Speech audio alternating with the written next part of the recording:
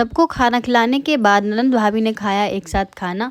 और आज हम जा रहे हैं अपने ननद की बेटी की बर्थडे पार्टी में। तो यहाँ पर मैं कर रही हूँ अपनी बेटी को रेडी और इसका हाथ मुंह धुल के ले आई हूँ और मैं इसके कपड़े चेंज करने जा रही हूँ। लेकिन ये तो ना मुंह धुलवाती है ना कपड़े पहनना चाहती, बहुत परेशान करती। कहते हैं ना लड़कियाँ बहुत तेज़ होती हैं, सच में बहुत तेज़ होती हैं, बचपन से ही पता चल जाता है।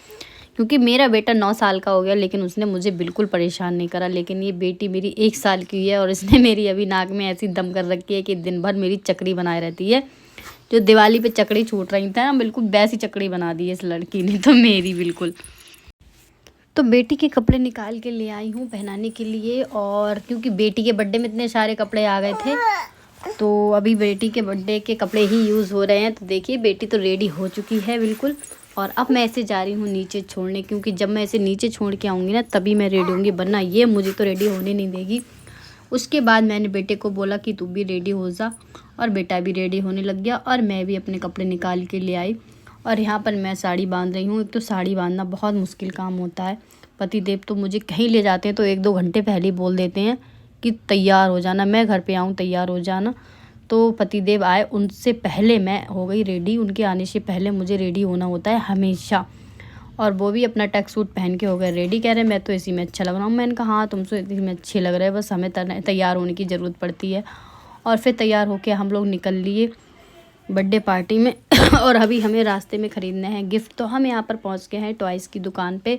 तो यहाँ पर पतिदेव ने बोला सुमन तुम देख लो जो भी लेना हो, क्योंकि बेटी के लिए तो तुम ही देखो, मैं क्या देखूँ, मुझे समझ में नहीं आएगा, तुम्हें जो अच्छा लगे वो ले लो। तो मैंने कहा ठीक है।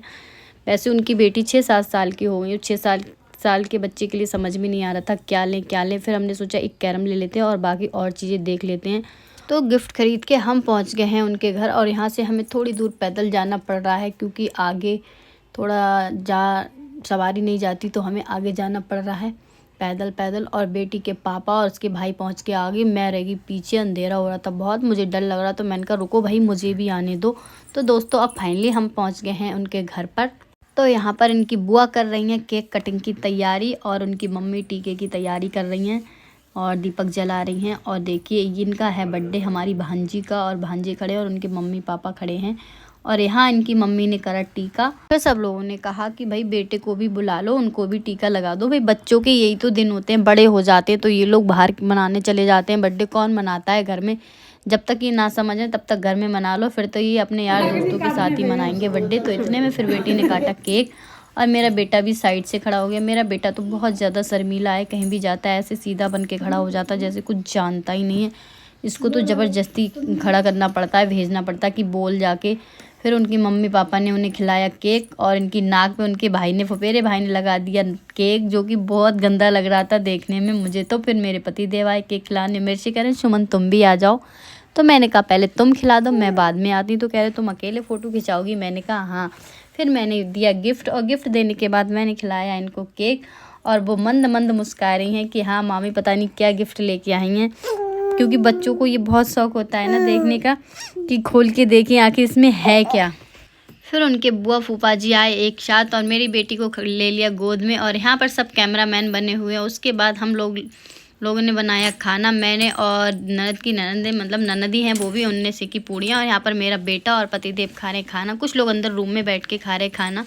और मेरी बेटी तो जेम्स खाने में लग गई है, बस उसके गिफ्ट इनको भी मज़े आ रहे हैं। कह रही बहन के गिफ्ट मैं भी शेयर करूंगी सारी चीज़ें। और उसके बाद फिर हमने सबको खाना खिलाया। खाना खिलाने के बाद ननद भाभी ने खाया एक गिलास खाना। और फिर यहाँ पर खाना खा के मेरा बेटा सो गया था, जिसको उठाना बहुत मुश्किल हो गया था घर आने के लिए। उसको उठा रहे उसके पापा, उठ जा। सब लोग कह रहे नहीं छोड़ जाओ।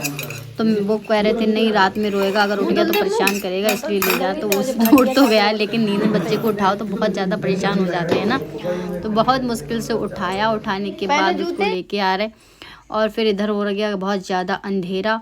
तो टाइम भी काफ़ी होगा क्योंकि 11 साढ़े 11 बज गए थे। और यहाँ पे मौसम भी बहुत ठंडा था। इधर पेड़ पौधे बहुत ज़्यादा, ये खजुरिया की तरफ है और मौसम बहुत ठंडा हो रहा था। मेरी ननद भी पीछे आ रही। मैंने बोला तुम लोग चले जाओ हम चले जाएंगे।